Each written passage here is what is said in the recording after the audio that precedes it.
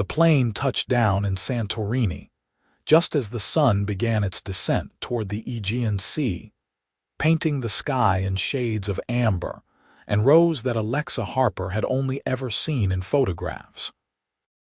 She pressed her face against the small window, watching the whitewashed buildings cling to volcanic cliffs like sugar cubes scattered by a giant's hand. This was it. 2 weeks away from her life as an elementary school teacher in Portland. 2 weeks to forget about her empty apartment and the loneliness that had become her constant companion since her last relationship ended 8 months ago. Her best friend Riley had practically shoved her onto this plane, insisting that 28 was too young to give up on adventure. The resort was everything the website had promised. Her room overlooked the caldera, and the private balcony came with a small infinity pool that seemed to spill directly into the sea below. Alexa dropped her suitcase by the door and walked straight outside, letting the warm Mediterranean breeze lift her dark hair away from her face. For the first time in months, she felt something loosen in her chest, something she had not even realized had been wound so tight. She spent the first day exploring the narrow streets of Oya, getting deliberately lost among the blue-domed churches and boutique shops selling handmade jewelry and local wine. The second day, she took a boat tour around the island, swimming in hot springs that smelled of sulfur and tasted of salt.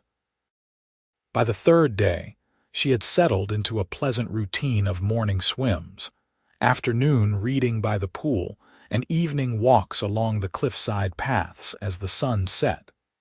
It was on one of these evening walks that she first saw him. She had ventured farther than usual, following a path that led away from the main tourist areas toward a more secluded stretch of coastline. The trail was narrow and rocky, requiring her full attention to navigate safely in the fading light. She was so focused on her footing that she did not notice the man sitting on a flat rock jutting out over the water until she was almost upon him. "Beautiful, is it not?" he said without turning around, his voice carrying a faint accent she could not quite place. Alexa stopped, startled. "I did not mean to interrupt. I can go back. Please do not." He turned then, and she saw a man perhaps a few years older than herself, with dark hair that the wind had tousled and eyes that reflected the deepening blue of the sea.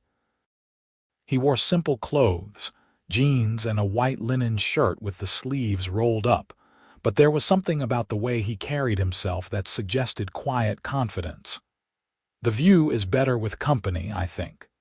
She hesitated, then picked her way carefully across the rocks to join him. Up close, she could see the strong line of his jaw, slightly shadowed with stubble, and the way his shoulders filled out his shirt. He had the build of someone who stayed active, not gym-sculpted but naturally fit.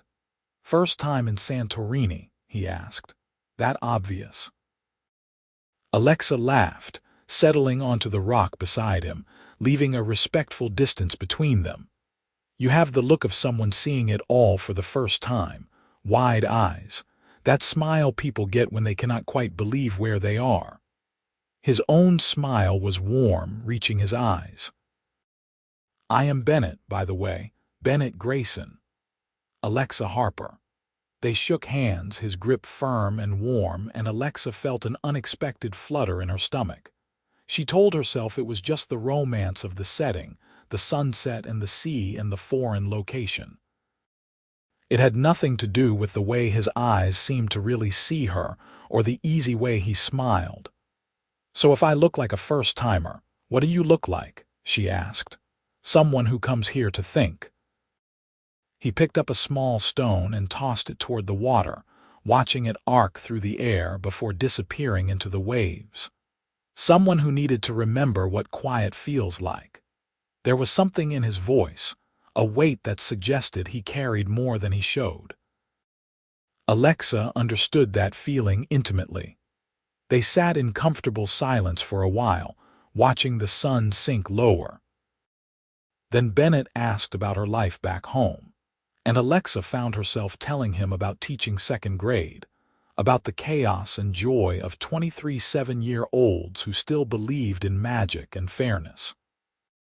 She told him about Riley pushing her onto the plane, about how she had not traveled anywhere in years because she had been dating someone who never wanted to go anywhere. His loss, Bennett said simply, and something in the way he said it made Alexa believe he meant it. "What about you?" she asked. "What do you do when you are not sitting on rocks in Greece thinking deep thoughts?" He laughed, a genuine sound that made her want to hear it again. "I work in property development, buildings mostly. It is not as interesting as teaching children. I bet it has fewer finger paintings." "Significantly fewer," he agreed, "though sometimes the blueprints are just as colorful." They talked until the sun had fully set and the first stars began appearing overhead. Bennett knew the constellations, pointing out patterns she had never noticed before. His hand would brush near hers as he gestured, and each accidental touch sent small sparks through her skin. Finally, as the night grew properly dark, they picked their way back along the path together. Bennett walked on the outside, his hand occasionally steadying her elbow when the rocks shifted underfoot. At the fork where the path split toward different parts of the island, they stopped. "Will you be walking tomorrow?" Bennett asked. "Same time." Alexa knew she should probably say no. Holiday romances were clichés for a reason, and she had not come here looking for complications. But when she looked at his face in the moonlight, at the hopeful way he was watching her, she found herself nodding.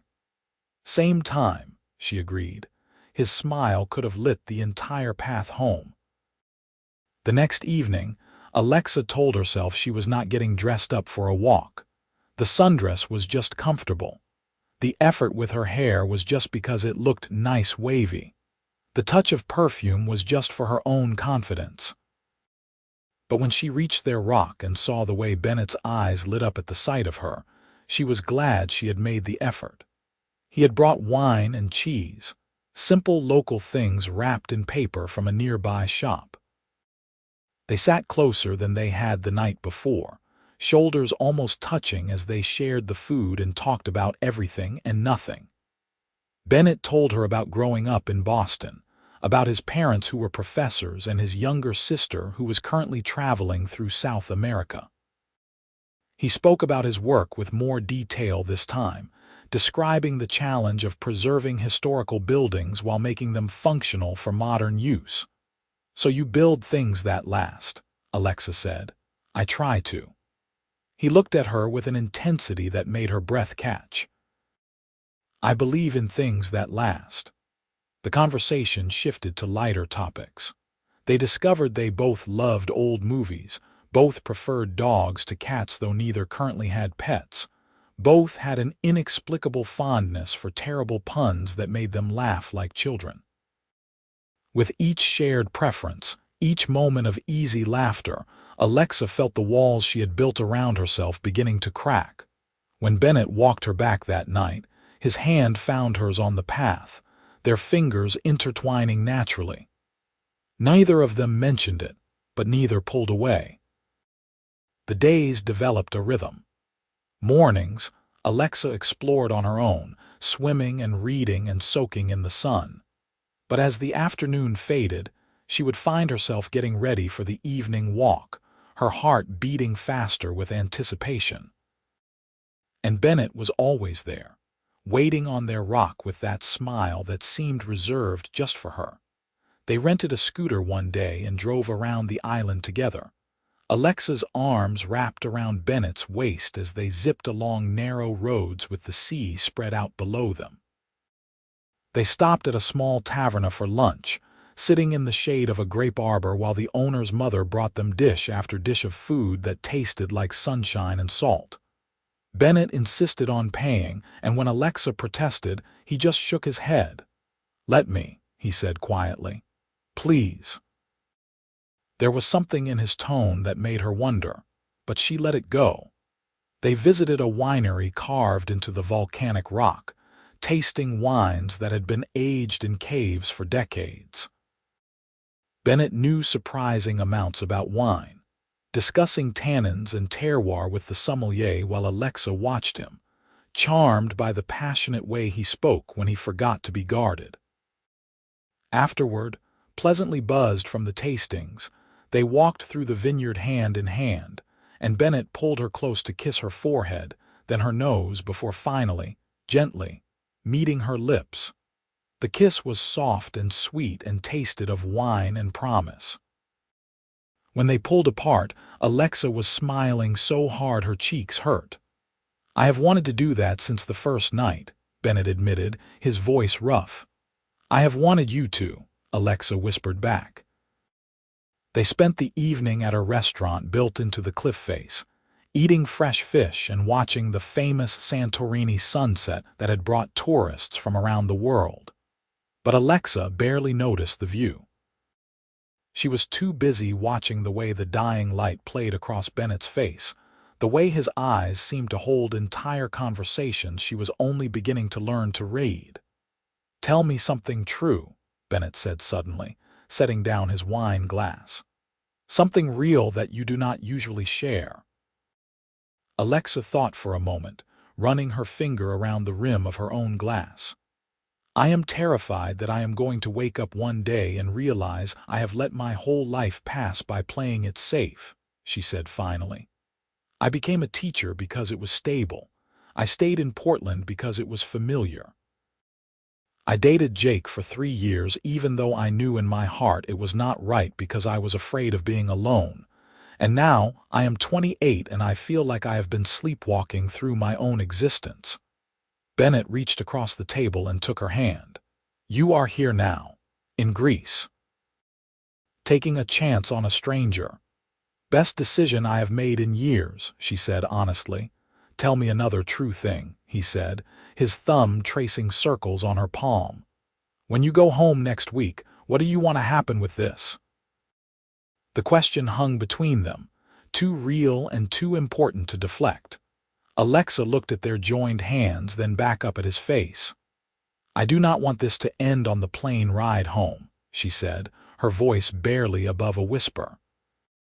"But I also do not know how to make it work when we live in different places, and this has all been so fast and so perfect that it feels almost too good to be real."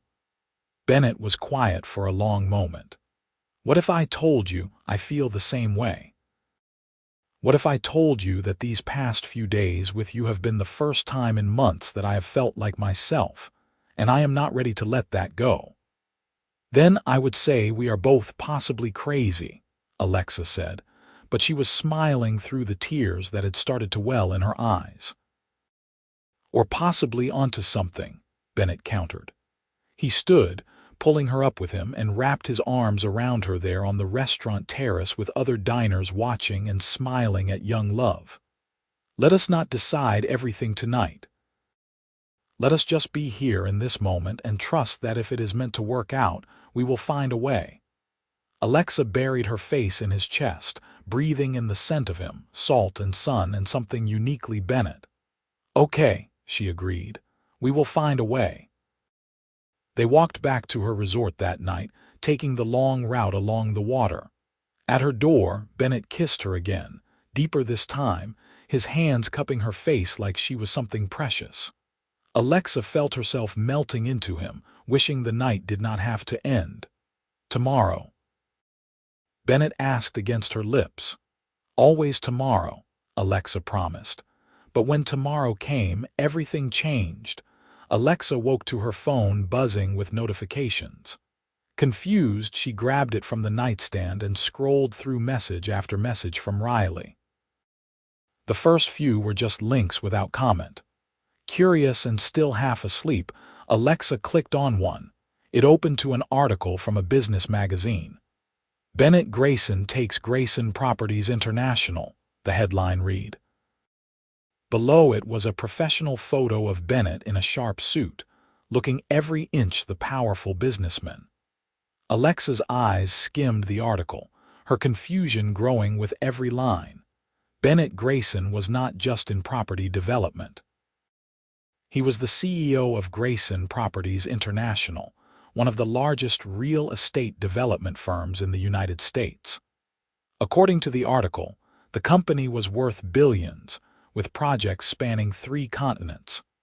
Bennett himself was estimated to be worth over $500 million. The article discussed his reputation for being intensely private, rarely giving interviews and never discussing his personal life. Alexa sat back against the headboard, her mind racing. He had lied to her. Or at least, he had told her such a small piece of the truth that it amounted to the same thing: property development, buildings. As if he was some mid-level manager and not one of the wealthiest men in the country. Her phone rang. It was Riley. "You saw the articles," her friend said without preamble, just now. Alexa's voice sounded hollow even to her own ears. "Lex, this guy is seriously rich, like stupid rich, and he just did not think to mention it, apparently not." Alexa felt something cold settling in her stomach. "Riley, what if this whole thing was just a game to him? What if I was just some naive tourist he was entertaining himself with? Or," Riley said gently, "what if he was just a guy on vacation trying to have a normal experience? You said he seemed like he was looking for quiet for a break. Maybe that is exactly what he was doing. By lying to me. By not leading with his bank account, which, honestly, is probably refreshing for someone in his position." Riley paused. "Look, I am not saying he should not have told you. But maybe give him a chance to explain before you write this off completely. You have been happier this past week than I have heard you in years." After hanging up, Alexa sat on her balcony and tried to process. Part of her wanted to be furious, to feel betrayed. But another part, the part that remembered the way Bennett looked at her, the gentle way he touched her face, the vulnerable things he had shared, could not quite believe it had all been fake. She was still sitting there, staring at the sea, when her phone buzzed again. This time it was a message from an unknown number. "I know you probably saw the articles. Can we talk, please? Same place whenever you are ready. I will wait all day if I have to. Bennett." Alexa stared at the message for a long time. Then she got dressed and headed down the path. He was there, as promised, sitting on their rock with his back to the path. When he heard her approach, he turned, and she saw the anxiety written clearly across his face. "You came," he said, standing up. "You waited," she replied, staying where she was, several feet away. "I would have waited all day, all week." Bennett ran a hand through his hair, a gesture she had come to recognize as him being nervous. "Alexa, I am so sorry. I should have told you from the beginning. Why did you not?" She kept her voice level, trying to match her emotional response to what her rational brain was telling her. "Because every single person I meet, they know about the money before they know about me. They see the company and the fortune, and they make assumptions about who I am and what I want." He took a step toward her, then stopped when she did not move. "When you looked at me that first night, you just saw a guy on a rock watching the sunset. You did not see a CEO or a billionaire or a business deal. You just saw me. And I was so tired of being everything else that I just wanted for a little while to be Bennett, so you lied. I told you what I do, I just did not tell you the scale of it." He scrubbed his face with his hands. "And I know that is splitting hairs. I know I should have been honest. But every day it got harder to tell you because I was terrified that once you knew, you would look at me differently. That this," he gestured between them, "would become complicated and strange, and I would lose what we have been building." Alexa felt tears prickling at her eyes. "You do not get to make that decision for me, Bennett. You do not get to decide what information I can handle about who you are. That is not how relationships work. I know, you are absolutely right." He looked genuinely miserable. "If I could go back and do it differently, I would, but I cannot. All I can do is apologize and hope that you can forgive me, and we can move forward from here with complete honesty." She wanted to forgive him. Everything in her wanted to close the distance between them and tell him it was okay. But she could not quite shake the feeling that there was a version of Bennett Grayson she did not know, a powerful businessman who lived in a world so far removed from her own that this whole thing was doomed from the start. "I need to think," she said finally. "I need some time to process this." The disappointment on his face was clear, but he nodded. "Of course. Take all the time you need. I am staying at the resort on the north side, room 312. If you want to talk day or night, I am there." Alexa turned to leave, then stopped. "Just tell me one thing, was any of it real?" "The conversations, the connection, the things you told me about yourself. All of it," Bennett said fiercely. "Every single word, every moment. That was real, Alexa, that was me. The money does not change who I am inside." She nodded slowly, then walked back down the path alone. The next 2 days were torture. Alexa tried to enjoy her last days in Santorini, but everything reminded her of Bennett. The scooter rental place where they had gotten their bike, the taverna where they had shared lunch, the winery where he had first kissed her. She found herself checking her phone constantly, seeing if he had messaged again, feeling disappointed when he had not, even though she had asked for space. Riley called every day, serving as a sounding board while Alexa worked through her feelings. The anger had faded quickly, replaced by a deep sadness that something so perfect had been spoiled. But underneath that was something else, something that kept pulling her back to the last thing Bennett had said. "The money does not change who I am inside." Was that true? The Bennett she had gotten to know was thoughtful, funny, a little bit vulnerable in a way that made her heart ache. He loved old movies and terrible puns. He knew about wine and constellations. He kissed her forehead before he kissed her lips. Those things were real, regardless of how many zeros were in his bank account. On her last night in Santorini, Alexa made a decision. She put on the same sundress she had worn that first night they had dinner together, took a deep breath, and walked to the north side of the island. The resort there was significantly more luxurious than her own, all modern lines and infinity pools with personal butler service. The man at the desk called up to announce her, and a moment later, Alexa was being ushered into an elevator that opened directly into a penthouse suite. Bennett was standing by the window when she entered, wearing jeans and a t-shirt, his hair damp like he had just showered. When he turned and saw her, his entire face transformed. "Alexa." "Hi." She clasped her hands in front of her, suddenly nervous. "Can we talk?" "Yes, please." "Sit, I will get us some water or wine if you prefer, or—" He was rambling, nervous in a way she had not seen before, and it made her smile despite everything. "Bennett, just sit with me." They settled on the couch, turned to face each other with a careful distance between them. Alexa took a breath and began. "I have spent the last 2 days trying to decide if I could trust you again, and I kept coming back to the same thing. The version of you I got to know these past few days, that was real. You were not pretending to be someone else. You were just not telling me everything." "I should have told you everything," Bennett interjected. "Yes, you should have, but I also understand why you did not." Alexa met his eyes. "I have been thinking about what you said about how people see the money before they see you. That must be incredibly lonely." "It is," Bennett admitted quietly. "I have had people pretend to be my friends because they wanted business connections.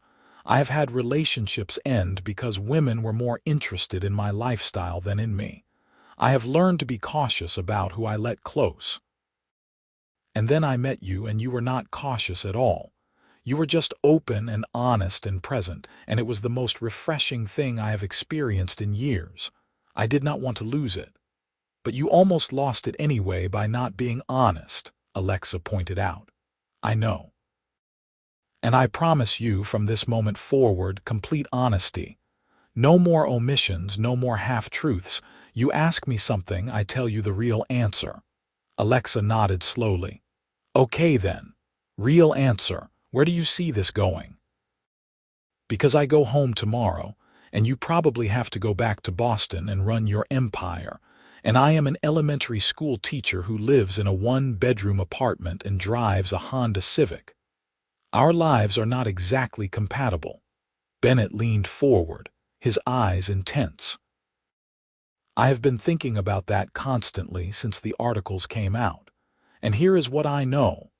I can do my work from anywhere. I have a management team that handles day-to-day operations.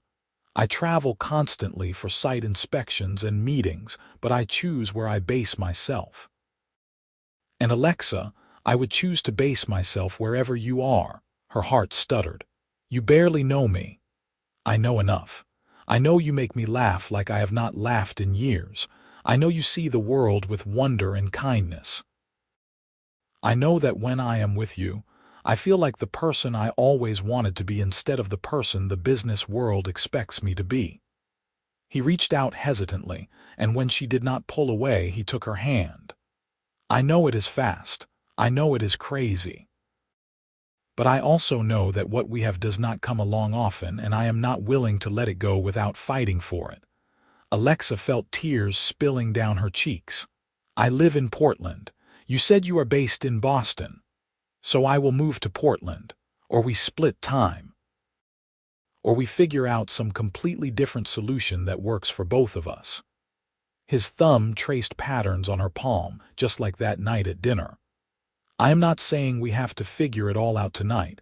I am just saying I want to try. Will you try with me? She looked at him, at the hope and fear and love already growing in his eyes, and she knew her answer. It had been her answer since the moment she saw him sitting on that rock, maybe since the moment he first spoke to her. Yes, she whispered. Yes, I will try.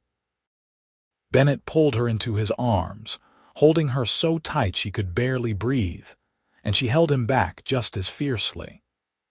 They stayed like that for a long time, wrapped around each other, both knowing that they were choosing something difficult and uncertain, but also something potentially wonderful. When they finally pulled apart, Bennett was smiling through his own tears. Stay tonight. Not like that, he added quickly when her eyes widened. Just stay. We can order room service and watch terrible movies and fall asleep talking like we have been doing. I just do not want to waste our last night here apart. So she stayed. They ordered half the menu from room service and ate on the terrace under the stars. They argued good-naturedly about which James Bond was the best. They talked about their families and their dreams and all the mundane details they had not gotten to yet. And finally, as the night grew late, they curled up together on the enormous bed, Alexa fitting perfectly into the curve of Bennett's body. Complete honesty, Bennett murmured into her hair. Always, Alexa confirmed. I am pretty sure I am falling in love with you. Alexa turned in his arms so she could see his face. Complete honesty. I am pretty sure I am falling in love with you too. He kissed her then, sweet and slow and full of promise.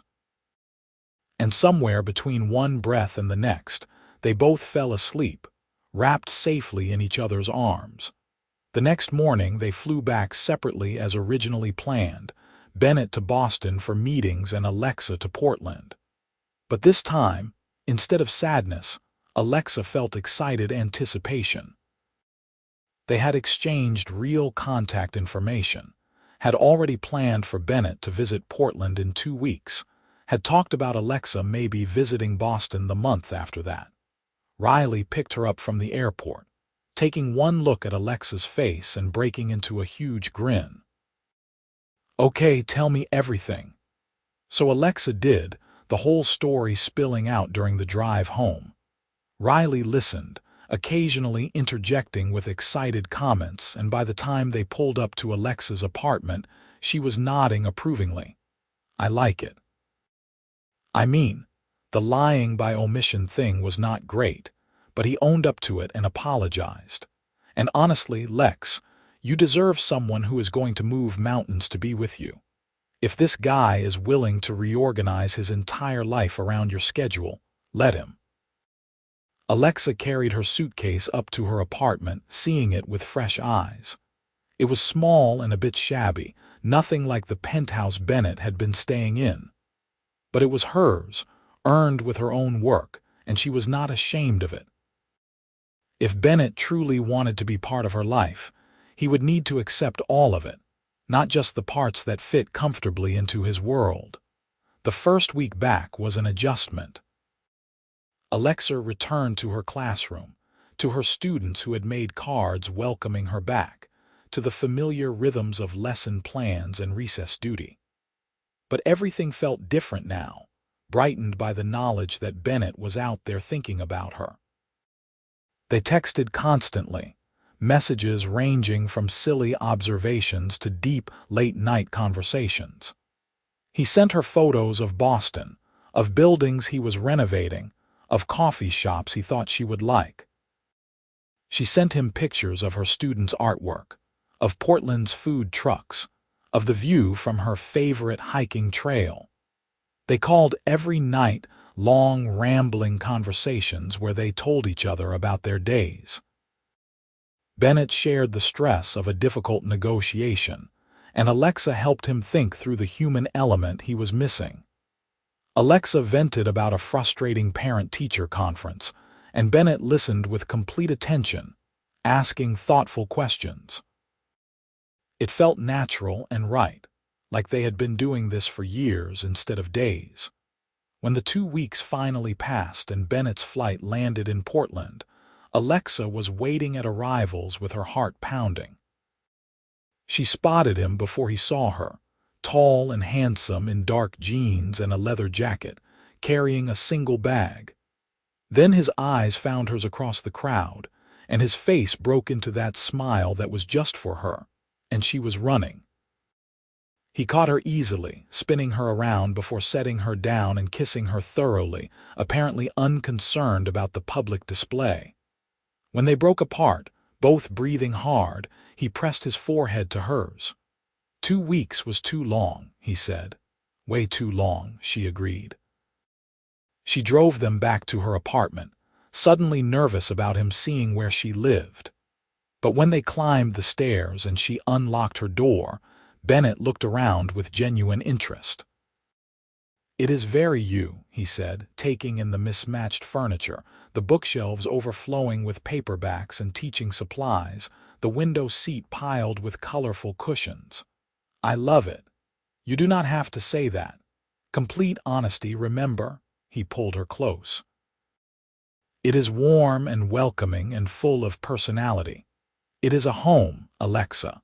My place in Boston is just a space where I sleep between work obligations. This is what a home should feel like." He stayed for a long weekend, and Alexa showed him her Portland. They went to Powell's Books and got lost in the stacks for hours. They ate at food trucks and drank local beer at microbreweries. They hiked to waterfalls and drove out to the coast to watch the waves crash against the rocks. Bennett fit seamlessly into her world, charming her friends when she introduced him, helping her prep her classroom for the upcoming week without complaint. On his last night, they cooked dinner together in her tiny kitchen, constantly bumping into each other and laughing about the lack of space. After they ate, they curled up on her couch to watch a movie, but neither of them paid much attention. Instead, they talked about the future, about the logistics of making this work. "I have been thinking," Bennett said carefully. "What if I looked for a place here? Nothing too big, just somewhere I could stay when I am in Portland. I could probably arrange to work from here at least half the time. Bennett, you do not have to uproot your entire life. I am not. I am choosing to build a life where the person I love is." He said it simply, like it was the most obvious thing in the world. "I love you, Alexa. I have known it since Santorini, but I wanted to be sure this worked in the real world before I said it again. And it does work, even better than I hoped." Alexa felt her eyes filling with happy tears. I love you too, so much it scares me sometimes. Do not be scared. He kissed her softly. We are going to figure this out together. The next few months proved him right. Bennett found a condo in Portland's Pearl District, nothing ostentatious but comfortable and close to Alexa's apartment. He set up a home office and arranged his schedule, so he was in Portland more often than not, flying out for essential meetings, but conducting as much business as possible remotely. They fell into a rhythm. Bennett would often come to Alexa's classroom after school, helping her organize supplies or just sitting in the back grading papers on his laptop while she worked. The kids quickly adopted him as a classroom fixture, and Bennett seemed to genuinely enjoy their company, answering their curious questions about buildings with impressive patience. Alexa started spending weekends at Bennett's condo, and slowly her things migrated there. A toothbrush, a drawer of clothes, her favorite coffee mug. Neither of them officially acknowledged what was happening until one morning, 6 months after they met. Bennett looked up from making breakfast and said, "You know you basically live here now, right?" Alexa looked around at the space that had transformed from a generic bachelor pad into a real home. Her books were on his shelves, her photos were on his walls, her laughter filled his rooms. "I guess I do," she said. "So make it official. Move in with me for real." He set down the spatula and came around the counter to take her hands. "I know it is fast by some standards, but by our standards, 6 months is practically an eternity. I want to wake up with you every morning. I want to come home to you every night. I want this to be our place, not mine that you visit." "Yes," Alexa said, not needing to think about it. "Yes, absolutely yes." They told their families that weekend. Alexa's parents, who had met Bennett twice now, were supportive if a bit concerned about the speed. Bennett's parents, who Alexa had nervously video-called a few times, flew out to Portland to celebrate and bring Alexa into their family circle. His sister Hannah, back from her travels, cornered Alexa at dinner and said, "I have never seen my brother this happy. Thank you for that." Moving in together was easy because it felt like they had been building toward it all along.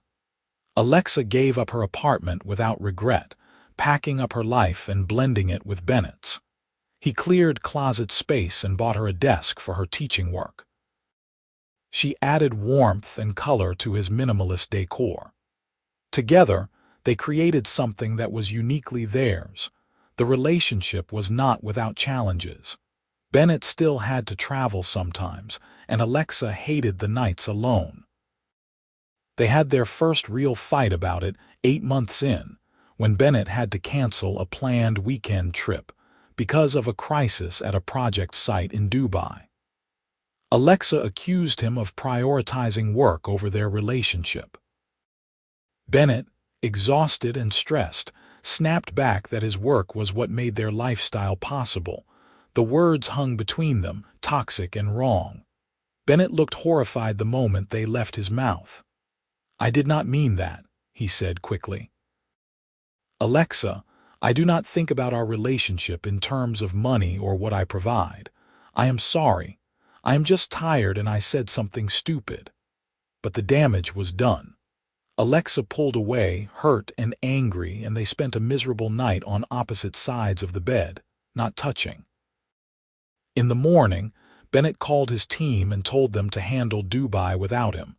Then he found Alexa in the kitchen, red-eyed from crying, and dropped to his knees in front of her.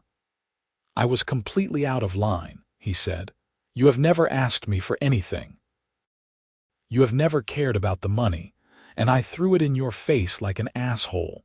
I am so sorry, Alexa. The truth is I am still adjusting to prioritizing a relationship over work, and I got it wrong. But I want to get it right. Help me get it right." They worked through it, talking honestly about expectations and needs. Bennett committed to better boundaries with work. Alexa admitted that she needed to be more understanding about the occasional, unavoidable crisis. They came out of the fight stronger, more aware of each other's vulnerabilities. A year after they met, Bennett took Alexa back to Santorini. They stayed at the same resort where Alexa had stayed the first time, in a room overlooking the caldera. On their first evening, Bennett led her down the now familiar path to their rock. The sun was setting, painting the sky in those same shades of amber and rose. Bennett turned to face her, taking both her hands in his. "1 year ago, I came here because I was exhausted and disconnected, and I did not know who I was any more outside of my work," he said. "And then you walked down this path, and everything changed. You brought color back into my life, Alexa. You reminded me how to laugh and how to be present and how to love without holding anything back. You are the best thing that has ever happened to me." He released one of her hands to reach into his pocket, and Alexa's breath caught. "I know we said we would take things slow," Bennett continued, pulling out a small velvet box. "But I also know that when something is right, speed does not matter. You are my home, Alexa Harper. You are my future. And I would be honored if you would agree to be my wife." He opened the box to reveal a ring that was beautiful in its simplicity, a single diamond that caught the dying light and threw it back in rainbows. Not ostentatious, not showy, just perfect. "Yes," Alexa said through happy tears. "Yes, absolutely yes." He slid the ring onto her finger and kissed her as the sun set behind them in the exact spot where their story had begun. In the distance, other tourists applauded, having recognized the moment for what it was, but Alexa barely heard them. She was too busy kissing the man she loved, the man who had started as a vacation fling and had become her entire world. They were married 6 months later in a ceremony that reflected both of their worlds. The wedding was in Portland, in a garden venue that Alexa loved, with her students serving as flower girls and ring bearers. Bennett's business associates mixed with Alexa's teacher friends, all of them there to celebrate a love that had defied expectations. Riley was the maid of honor, and during her toast, she said, "When Alexa left for Greece, I told her to have an adventure. I did not know she was going to come back with a fiancé. But watching these two together, watching how they have built a life that honors both of their dreams, I could not be happier that she did." Bennett's best man, his college roommate Marcus, told stories about Bennett before Alexa, about a man who worked too much and smiled too little. And then he met Alexa, and suddenly he was talking about taking time off and planning vacations and actually enjoying his life, Marcus said. "She brought out the best in him, the parts he had forgotten existed, and I am grateful to her for giving me my best friend back." After the ceremony, as they danced their first dance as husband and wife, Alexa looked up at Bennett and felt overwhelmed with joy. "What are you thinking?" Bennett asked softly, pulling her closer. "I am thinking about how different my life could have been if I had not taken that walk 1.5 years ago, if I had been too scared or too cautious or just too tired that evening. But you did take the walk." Bennett kissed her forehead. "You took the risk, and look where we ended up." "Where we ended up," Alexa echoed, looking around at their friends and family, at the life they had built together. "I like where we ended up. The years that followed were full and happy." Alexa continued teaching, finding deep satisfaction in her work with children. Bennett scaled back his direct involvement in Grayson properties, transitioning to more of an advisory role that allowed him to travel less. They bought a house together, a craftsman with good bones that they renovated together, Bennett using his professional expertise while Alexa ensured it felt like a home. They traveled frequently, collecting experiences and memories. They returned to Santorini every year on their anniversary, always taking that same walk down to their rock to watch the sunset. Each time, they would sit together and reflect on how far they had come, how much they had built. 3 years into their marriage, Alexa found out she was pregnant. Bennett cried when she told him, overwhelmed with joy and fear and love. They prepared together, reading books and taking classes and arguing good-naturedly about names. When their daughter was born, they named her Sophia, after the Greek word for wisdom, a nod to the country where their story had begun. Bennett proved to be a devoted father, completely smitten with his daughter from the first moment.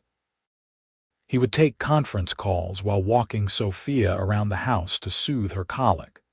He learned to change diapers with impressive speed. He sang off key lullabies that somehow always put her to sleep. Watching him with their daughter, Alexa would sometimes think back to that man on the rock in Greece, guarded and lonely, seeking quiet. That man still existed inside Bennett, but now he was surrounded by love and noise and chaos, and he thrived on it. 2 years after Sophia, they had a son, James, named for Bennett's grandfather. Their house filled with toys and laughter and the beautiful exhaustion of parenting young children. Alexa took a few years off from teaching to stay home with the kids, discovering that she loved being a mother even more than she had expected. Bennett restructured his entire schedule around their family, making sure he was home for bedtime stories and weekend adventures. He taught Sophia about buildings and construction, delighted when she showed a genuine interest. He coached James's little league team, even though his own baseball knowledge was limited. On their 10th anniversary, Bennett surprised Alexa with a trip back to Santorini, just the two of them, with Bennett's parents watching the kids. It felt strange at first to be without Sophia and James, but as they walked down that familiar path to their rock, Alexa felt like they were coming full circle. The sunset was just as beautiful as it had been a decade ago. They sat together, Alexa leaning back against Bennett's chest, his arms wrapped around her. 10 years, Bennett said softly. Sometimes it feels like yesterday. Sometimes it feels like you have always been in my life. Both, Alexa agreed. I remember that first night so clearly, seeing you sitting here, thinking you were just some guy on vacation. I had no idea you were about to change my entire life. I had no idea you were about to change mine. He pressed a kiss to her temple. Best vacation fling that ever followed someone home. Alexa laughed, turning to look at him. Is that what we are calling it now? Well, you did follow me home, or I followed you home, or we both followed each other until we ended up in the same place. He smiled, that same smile that still made her heart skip. The point is, we ended up together. And I would do it all again exactly the same way just to end up here with you. Complete honesty, Alexa asked, echoing that conversation from so long ago. Always, Bennett confirmed. I would too. Every moment, every challenge, every perfect imperfect day. I would choose this life with you every single time. He kissed her then, soft and sweet, as the sun painted the sky in shades of amber and rose. In the distance, they could hear other tourists walking the paths, some of them perhaps beginning their own unexpected love stories. But for Bennett and Alexa, this was not a beginning. This was the beautiful middle, the part where they got to live out the promise of that first meeting. They stayed on the rock until the stars came out, talking about their children and their dreams and their future. They talked about where they wanted to travel next, about how Bennett was considering starting a nonprofit to teach sustainable building practices in developing countries, about how Alexa was thinking about going back to teaching now that the kids were getting older. But mostly, they just sat together in comfortable silence, the way they had that first night. Two people who had found something rare and precious and had chosen to fight for it every single day since. When they finally walked back up the path, hand in hand, Bennett turned to look back at the rock one more time. What are you thinking? Alexa asked. I am thinking that I am grateful I came here that day. I am grateful you took that walk. I am grateful for every choice we both made that led us to each other. He squeezed her hand. I am just grateful. Me too, Alexa said simply. They returned home to Portland, to their children and their life, carrying the renewed sense of wonder that had first brought them together. Years continued to pass, marked by school plays and business successes, family vacations and quiet mornings with coffee, arguments about whose turn it was to take out the trash, and long conversations about everything and nothing. Sophia grew into a confident teenager with her father's business sense and her mother's empathy. She talked about becoming an architect, about building things that mattered. James was quieter, more introspective, with a love for books and music that he inherited from both parents. They were good kids, growing up surrounded by love and stability. On their 20th anniversary, the whole family went to Santorini together. Bennett and Alexa took their children down that same path, showing them the rock where their story had begun.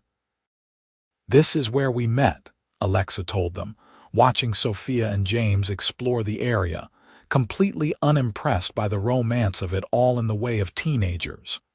You just met here randomly, Sophia asked. That is so weird. The best things in life are a little weird, Bennett said, pulling Alexa close. Remember that.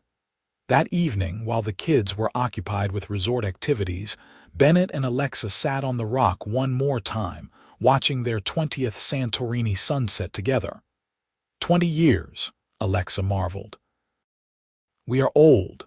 We are not old. We are seasoned, Bennett grinned at her. Distinguished. You are distinguished. I am tired all the time and I found a gray hair yesterday. You are beautiful, Bennett said firmly. Just as beautiful as the day I first saw you walking down this path. You are biased. Absolutely. He kissed her temple. But I am also right. They watched the sun sink toward the horizon, the sky turning those familiar shades of amber and rose. After a moment, Alexa said, Do you ever wonder what your life would have been like if we had not met? If you had sat on some other rock that evening, or if I had been too tired to take a walk? No, Bennett said immediately. I do not wonder because I cannot imagine it. You are too central to who I am now. Everything good in my life, everything that matters, it all started here with you. That is a lot of pressure, Alexa joked, but her voice was thick with emotion. It is just the truth. He turned her face toward him. You saved me, Alexa. I was becoming someone I did not like, someone who only cared about success and numbers and the next big deal. You reminded me what it meant to be human, to love, to build something that mattered more than any building ever could. We built it together, Alexa said, tears sliding down her cheeks. Our family, our life, everything we have. We did that together. The best collaboration of my life, Bennett agreed. The sun touched the horizon, and they sat in silence, hands intertwined, hearts beating in sync. This rock had witnessed the beginning of their love story, and now it bore witness to the depth and strength of what they had built over 2 decades. When the last rays of light faded, Bennett helped Alexa to her feet. They walked back up the path together, steps in sync after years of practice. Behind them, the sea continued its eternal rhythm against the rocks, constant and enduring, just like the love they had found in this place. As they reached the resort, they could hear their children's laughter floating on the evening breeze. Sophia was arguing good-naturedly with James about something, their voices carrying that mix of irritation and affection that only siblings could achieve. Bennett and Alexa exchanged a smile, the kind that parents share when they are reminded of how lucky they are. Ready to go back to real life? Bennett asked. With you? Always, Alexa replied. They walked toward their children, toward their family, toward the life they had built from a single chance meeting on a Greek island. Behind them, that rock remained, silent and steadfast, holding the memory of a millionaire who had needed to remember what mattered and a teacher who had been brave enough to take a walk into the unknown. It had been a vacation fling that followed home. It had been unexpected. It had been unlikely. But it had become forever, the kind of forever that was built on honesty and laughter and choosing each other every single day. The kind of forever that turned holiday romance into a lifetime of love. And as they gathered their children close, preparing to return to Portland and their real lives, both Bennett and Alexa knew that all of this had been worth every risk, every challenge, every leap of faith. They had turned a moment into a lifetime, a vacation into forever. And they would not change a single thing.